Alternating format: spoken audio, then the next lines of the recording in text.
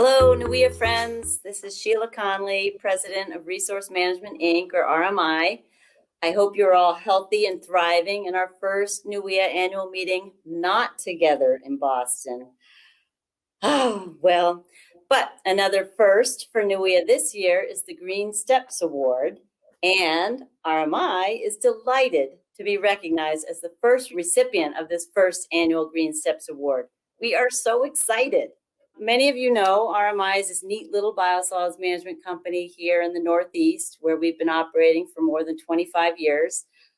We are excited to talk with you and share information about this Shinchi dehumidification technology. And we want our peers, our partners, all of you to understand the benefits of this as we look at how to make better biosolids, because who doesn't love better biosolids?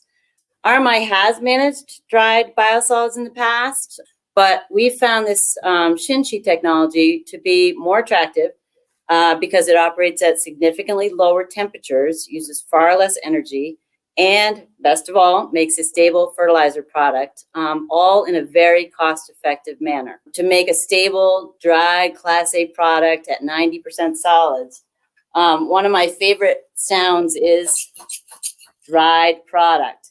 And we like to think about how when you get that dried product into the spreader, farmers everywhere are going to be growing better crops.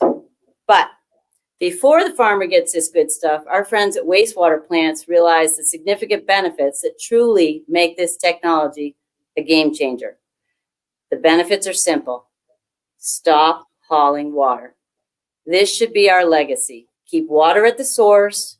Don't truck it down the road when it can stay right there at the treatment plants. It's a clean and green step forward. In addition, you're going to reduce your trucking. For us, our company, we run trucks over roads and bridges every day. Now, instead of running 5 trucks, I can shrink that down to 1 truck. This is good for the environment. It makes sense for everybody. We've got to move in this direction.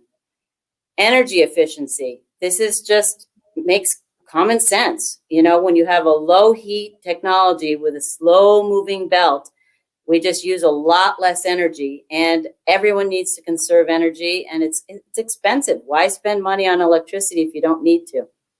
My big thing is having an EQ biosolids. If I can have an exceptional quality biosolids that I can put out in the market, it's stable, it's got really great fertilizer value.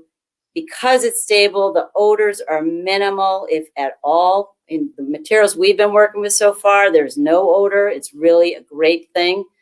And at the end of the day, with a 90% dried biosolids product, less is more.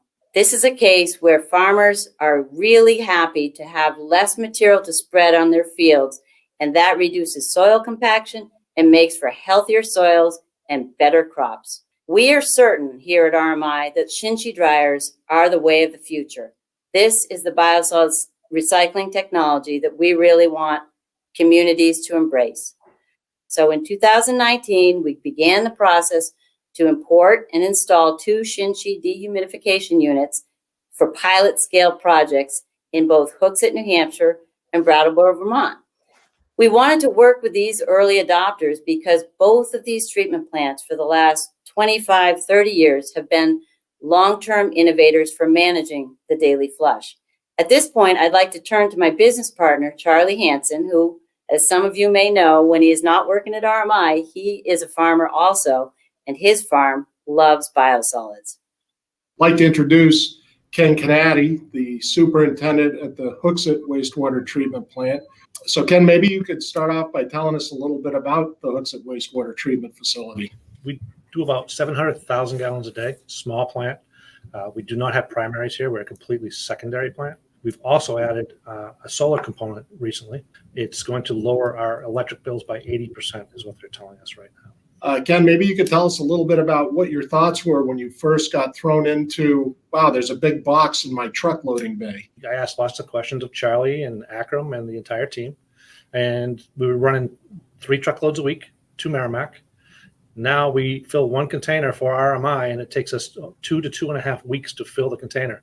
So we've eliminated 7 runs with a truck to 1. That's a lot of water we're not hauling anymore. And what do you think is the most important thing from a sludge management perspective? It's a dry product now.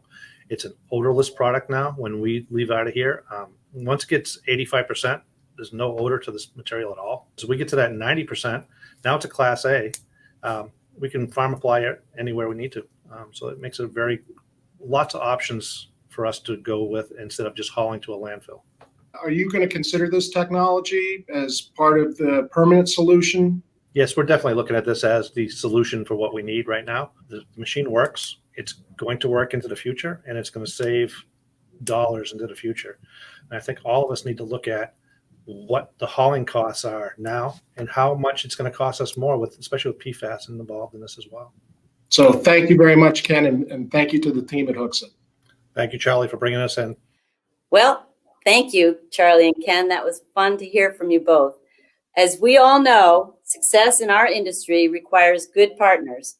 And working with Ken and his team in just this first 6 months has allowed over 125,000 gallons of clean water to be kept at the wastewater treatment facility. We all know water is worth it. And here at RMI, we strongly believe in and we are totally committed to stop hauling water. Many thanks to NEWEA and all of you. We hope to be together in person in the coming months in this year.